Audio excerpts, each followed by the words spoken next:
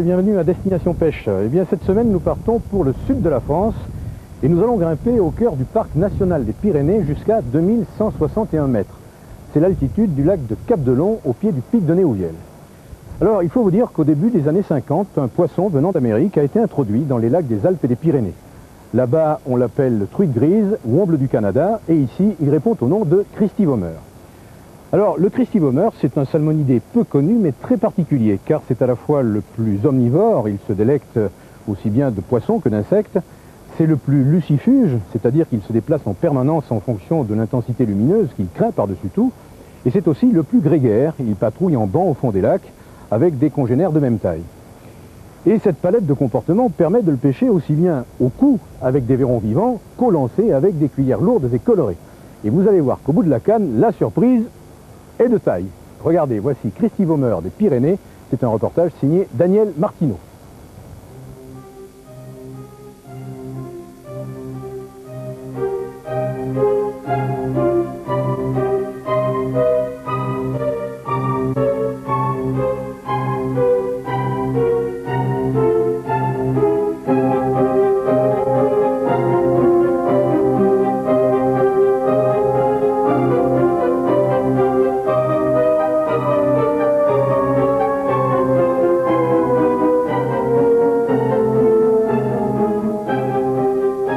Hubert Brault et ses deux amis Pascal et Mariano ne sont pas encore les trois mousquetaires de la montagne, mais peu s'en faut. Hubert, membre de la Fédération française des guides de pêche, les conduit le long d'une rive escarpée du lac de Cap-de-Long à la recherche du mythique Christivomeur. Alors là, bien sûr, on est à 2000 mètres d'altitude, 2161 mètres. On peut voir les pins accrochés là. C'est d'ailleurs ici la forêt la plus haute d'Europe, ce qui fait le charme du site. Enfin, ce qui nous intéresse aujourd'hui, c'est quand même ce gros Christivomeur que j'ai repéré. Et j'espère qu'avec les montures qu'on a préparées, on va pouvoir s'amuser. Ici, on rencontre les 5 salmonidés principaux. Arc-en-ciel, fario, omble de fontaine, omble chevalier et Christivomeur. C'est celui qui nous intéresse aujourd'hui, qu'on va essayer d'aller chercher d'ailleurs. Alors attention ici, un passage de cailloux, toujours bien prudent. Bien marquer ses appuis. C'est pas le moment de tomber. Ici, ce qu'on voit qui est important, c'est les fosses à Christie. Ce que ce poisson aime bien, c'est surtout les abrupts avec des fonds un peu profonds. Tout ce qui est grande plage et autres, il n'aime pas trop ça. Il aime bien ce genre-là, les fosses qui descendent abruptes. Et c'est là qu'on va se l'affûter.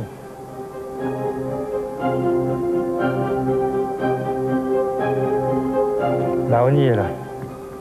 Et voilà le poste. C'est là que je cours derrière depuis quelques années. Ce qu'on va faire dès en arrivant, on monte 2 canots vifs.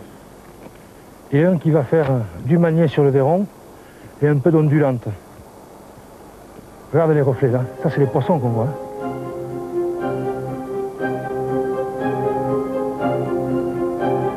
Attention les panterbeuses, ça glisse un peu.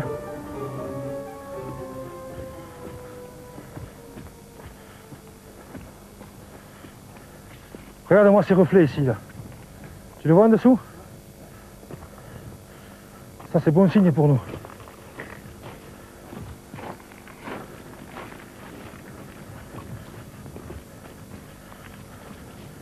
Alors, attention, les cailloux, ils sont pas super stables. Hein. Là, ici, on va marquer le camp de base. Tout ce qui est à protéger, on le met à l'ombre. Là, ce qu'il faut faire maintenant, les gars, c'est du silence.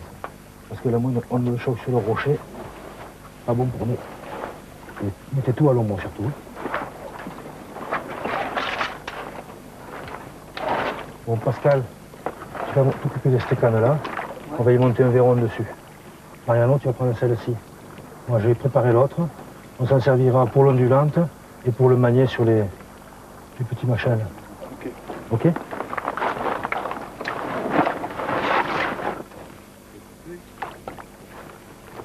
Bien, puisqu'on va rechercher des gros poissons, hein, on va utiliser des montages un peu lourds pour le gros Christie. On est donc monté en 30 centièmes. Et puis on n'a pas lésiné sur le bas de ligne. Du Kevlar. avec un hameçon simple, coulissant, et un hameçon triple pour bien assurer la prise. On va espérer que ça va marcher. Ce qu'il faut, c'est avoir une distance supérieure entre, c'est important ça Pascal, entre le raccord émerillon hameçon, plus important qu'entre le bouchon et l'émerillon. C'est pour éviter de faire des perruques au lancer. Alors là, je mets un petit plomb et je le serre. Là, ok. Là, tu vois, tu comprends l'histoire? C'est que, Ça va nous éviter de faire la voilà, perruque, on ne pourra pas venir s'accrocher dans le bouchon vu qu'il est plus loin. Ça, on limite tout à fait les perruques. Bon, sur celui-là, je t'ai mis à 18 mètres. Toi, Mariano, je t'ai mis à 12 mètres. Ok? Comment on arrête le fil là, à 18 mètres? J'ai mis un stop ligne sur ton moulinet, tu le vois ici, là. D'accord, Là. cette petite boule blanche. Voilà. Lui, il va passer dans les anneaux. Il y a différents diamètres. J'ai pris le plus petit. C'est toujours difficile avec les anglaises. Les cannes anglaises. Enfin, sur ces cannes-là, ça va assez bien. C'est cannes Mitchell, moulinet Mitchell, pas de problème. Et avec une plombée, Hubert, qui correspond à combien? Voilà. Alors, mon flotteur, lui, il accepte 9 grammes. Donc, j'ai mis ma plombée 4 grammes, plus ici 5 grammes, et 1 gramme sur mes hameçons et cordelines en Kevlar, plus mon verron. Ça fait que ton bouchon aura 9 grammes suspendus dessous. Donc, on aura une position verticale parfaite du bouchon. Il ne faudrait pas que le bouchon se retrouve à l'horizontale. Si c'était le cas, on serait obligé de plomber de façon supplémentaire. Voilà, ok. Là, on va y mettre les verrons maintenant dessus.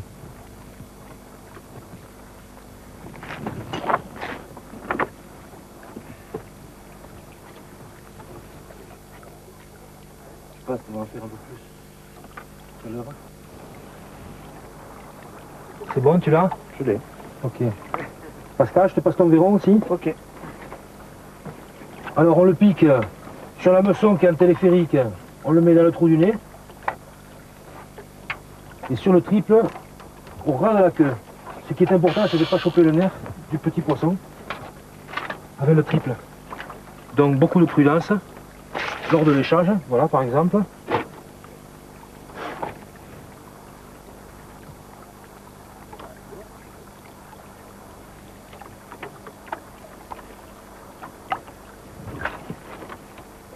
De toute façon, les verrons, on les a sur place, on en fera d'autres. Hein. Attends, je vais bien l'escamoter.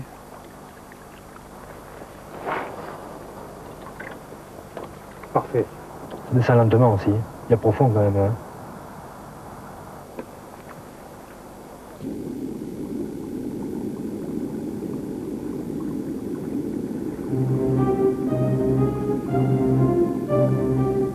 Espèce lacustre, le Christi-Vomeur est le plus gros salmonidé que l'on puisse pêcher dans les lacs pyrénéens culminant entre 1800 et 2800 mètres. La pisciculture domaniale de Cauterets a pris en charge ce superbe poisson appelé aussi omble du Canada ou truite grise et qui peut atteindre 30 ans d'âge et 30 kilos. Voici maintenant un Christi-Vomeur d'une dizaine d'années, qui est donc un géniteur de la pisciculture de Cauterets.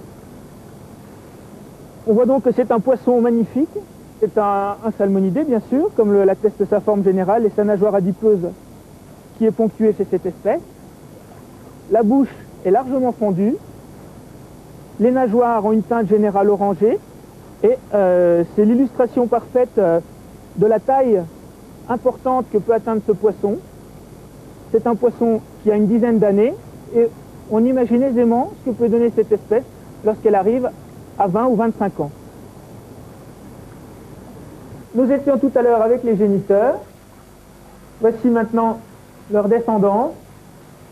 Ce sont les juvéniles de l'année qui sont nés fin décembre. Ils ont donc 8 mois. Et ce qui est intéressant de constater, c'est leur robe très différente de celle des adultes, avec des taches beaucoup plus importantes sur un fond très argenté.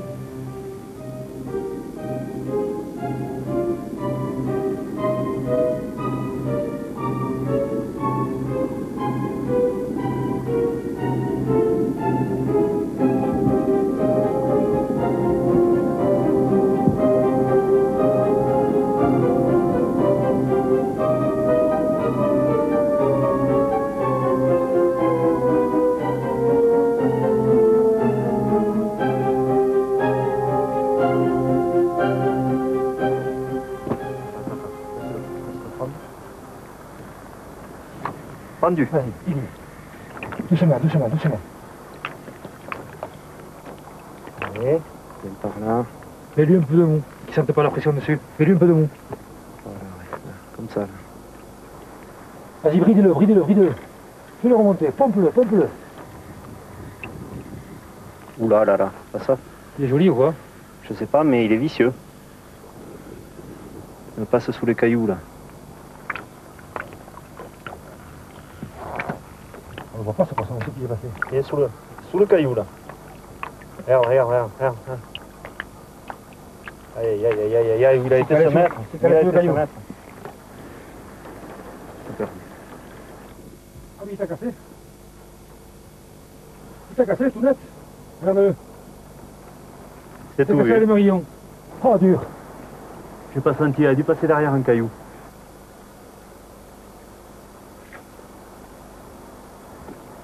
Bon, ce qu'on va faire, puisque c'est quand même relativement calme, on va essayer les ondulantes dans les grandes fosses de l'eau là. D'accord? J'en ai monté une, tout simple. Ce qu'il faut, c'est qu'il faut qu'elles aient un bon poids, hein, mine de rien. C'est lourd. Laissez descendre quand on a Et lancé. j'ai remarqué ce qu'ils aiment bien, c'est ce petit truc rouge. Donc là, j'ai accroché tout simplement avec une agrafe classique. Ça devrait marcher. Vas-y, essayez-moi ça. Passe à ton frein et bien le régler.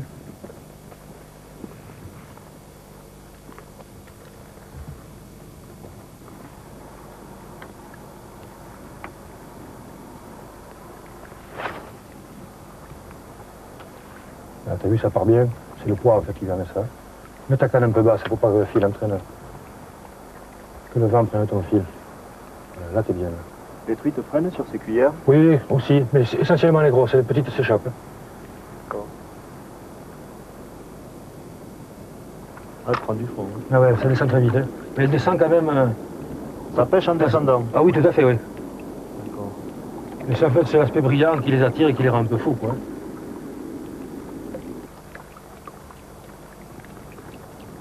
Là, t'es au-dessus de la fosse, hein. Il se pourrait que...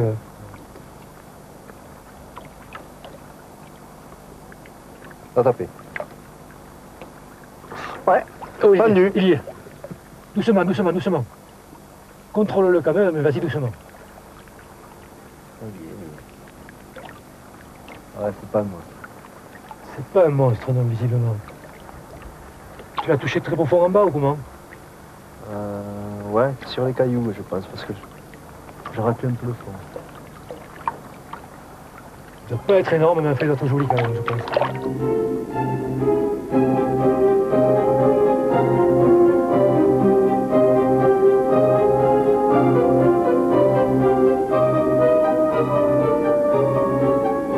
Il n'a pas aimé le fait que tu le remontes du fort. T'as vu comme il est? Ah, il est épuisé, quand même. Il est claqué. Là. Allez, allez. Il est joli quand même. Regarde cette belle robe. Ah. C'est calme, Mariano. Et voilà, merci Joué, ça. Hubert. Il n'est pas très gros, mais enfin il est joli. Ou tu l'avais piqué juste, dis donc. Hein? Ouais, ouais.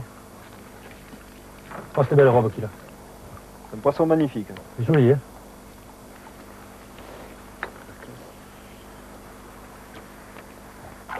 Alors, ce que je fais, je le réoxygène un peu là. Il n'a pas aimé la remontée du fond. Ça y est, il est prêt. Allez.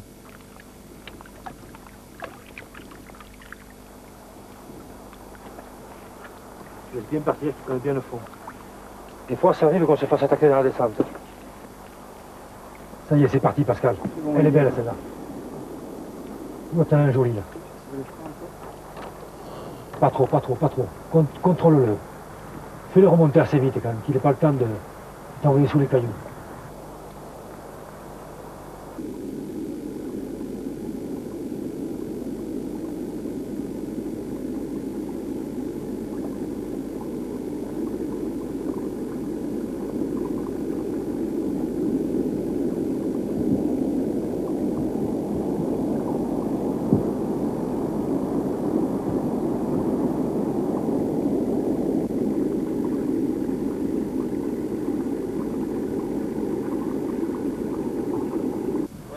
C'est pisette. Là, je te ramène à droite, là. Ah ouais. C'est magnifique. Regarde, Dis doucement, Pascal, doucement, doucement. Doucement. Et tu me les choupes.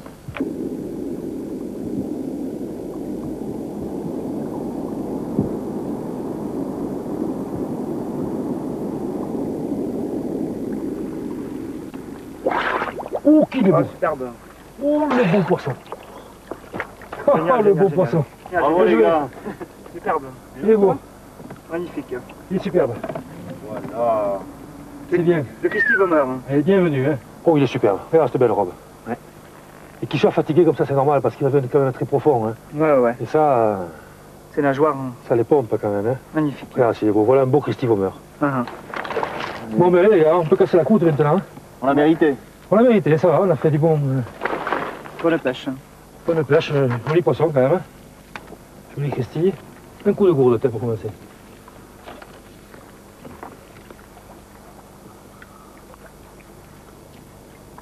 Oui, on va rester là, oui. Oh, c'est le meilleur poste ici.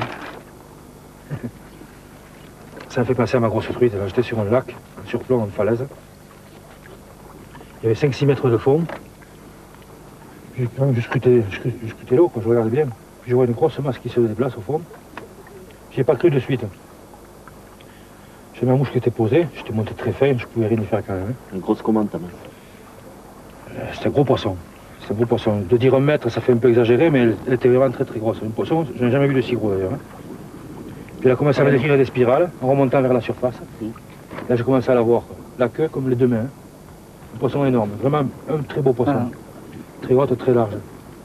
Elle a sauté, j'avais la mouche bien posée, une mouche en spente. Elle est sortie à 1 mètre de la mouche, elle est retombée sur la mouche. J'ai ferré dans les rhodos. Loupé. Loupé. Et tu l'as revu cette truite ou? Je l'ai revu, ça fait 4-5 ans, je cours derrière. Il y a un copain à moi qui l'a revu. Et là, ça fait 2 saisons que je la vois plus. Tu la pistes, quoi. Un jour, Ah oui, le jour où elle est prête, je serai prêt aussi.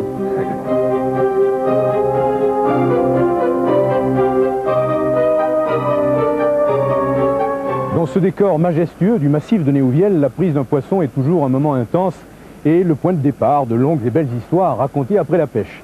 En attendant, vous pouvez toujours essayer de battre le record pyrénéen, 1,10 m pour 10 kg pour un Christy Vomer.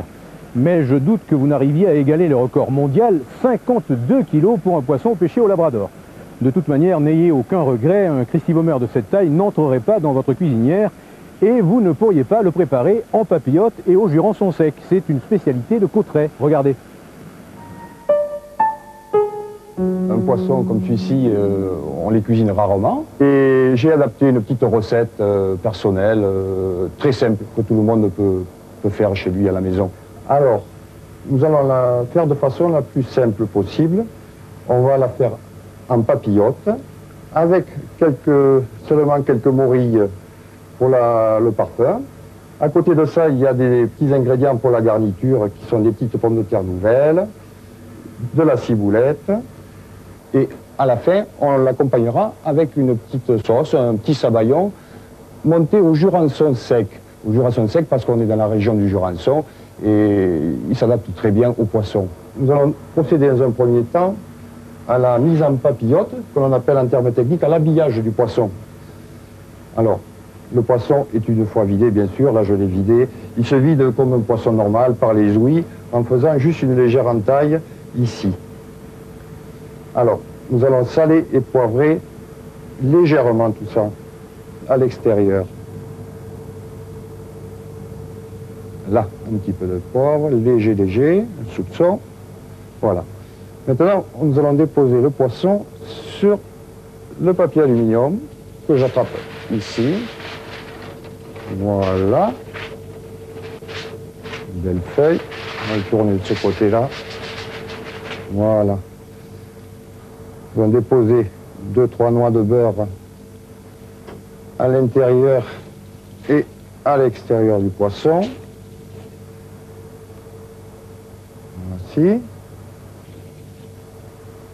Alors, à la cuisson en papillote, un avantage que le poisson reste intact, il ne se dessèche pas, et tous les fumets restent emprisonnés dans le papier et dans le poisson. Les morilles sont insérées là et là à l'intérieur. On peut même en laisser sur le dessus du poisson. Voilà. Et alors là, on met 2 petites feuilles de céleri branche avec les morilles. Voilà. Là, nous avons l'animal qui est prêt à être mis en papillote. Nous allons le fermer correctement. On va le cuire à 180 degrés, ce qui équivaut pour une ménagère à un four 4-5, et pendant une vingtaine de minutes. Nous allons continuer notre petite préparation de ciboulettes ciselées. Ici, nous avions déjà de côté l'échalote ciselée aussi finement. Alors maintenant, on va se diriger vers le chaud. Notre poisson est au four et cuit tranquillement dans sa papillote. Voilà. Hop, là. Alors, le petit jurançon sec, bien mouiller ça. Et on va mettre ça au centre du piano. Voilà, on va laisser bouillir tranquillement. Ça va se réduire tout seul. Et alors là, on va ajouter le petit beurre fondu. Clarifier de préférence, c'est-à-dire que le petit lait se trouve au fond de la casserole. C'est pas quelque chose qui entre en composition. Mais... Voilà. L'incorporer au sabayon. Voilà. On va refouetter l'ensemble tout doucement. Ici, nous allons mettre un soupçon de poivre blanc. On sale légèrement. Un petit soupçon de ciboulette.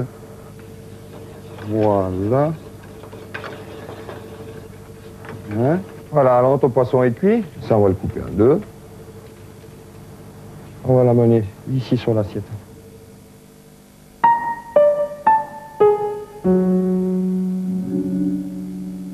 L'hiver venu, le matériel des pêcheurs à la mouche dort à la cave ou au garage. Mais lorsqu'il s'agira de ressortir canne et moulinet, soie et mouche, que va-t-il rester de ce qui faisait votre fierté et votre adresse? Eh bien, regardez le truc de la semaine qui va rendre à vos mouches le toupet et la vigueur qui vont exciter les truites le jour de l'ouverture. Fin de saison de pêche dans les lacs, ruisseaux et rivières. Fin de saison de pêche où la truite fario a vibré sous nos mouches.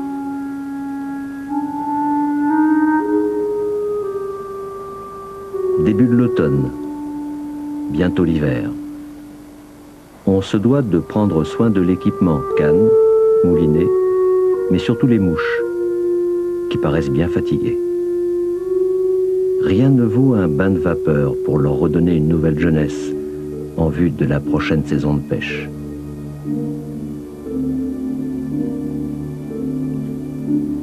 Yellow Palmer, se déployant voluptueusement, telle une danseuse balinaise.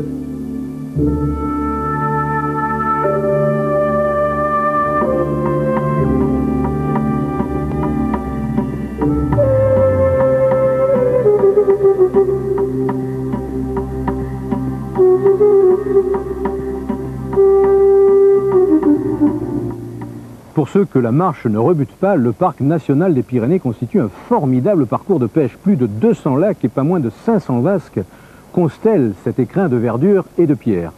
Eh bien, pour vous guider dans ce dédale, Rando Édition a eu l'excellente idée de publier ce livre, Balade et pêche de lac en lac, dans et autour du parc national des Pyrénées. Pour chaque lac, l'auteur y indique l'itinéraire d'accès et le niveau de difficulté, la vie aquatique et les poissons, bien sûr, que vous pouvez y capturer. Alors attention, les lacs pyrénéens sont peuplés de salmonidés, oui, mais vous ne trouverez pas forcément les 5 espèces dans chaque lac. Et après avoir goûté le paradis des montagnes, rassurez-vous, le retour sur Terre s'effectue sans problème, car la dizaine de vallées qui pénètrent à l'intérieur de la chaîne des Pyrénées sont autant d'enclaves chargées d'émotions et d'histoire. Et pour ne pas passer à côté de ce qui fait l'âme des Pyrénées, je vous conseille aux éditions MSM, Les Pyrénées. Bigorre, Comminges, Béarn, Aragon y sont décrits par le menu à l'aide d'une iconographie riche et détaillée. Voilà, cette émission est maintenant terminée. Si vous désirez pêcher dans les Hautes-Pyrénées, bien sûr, vous n'hésitez pas, vous contactez la Fédération départementale de pêche. Au revoir. Puis n'oubliez pas, juste après le générique, votre jeu concours.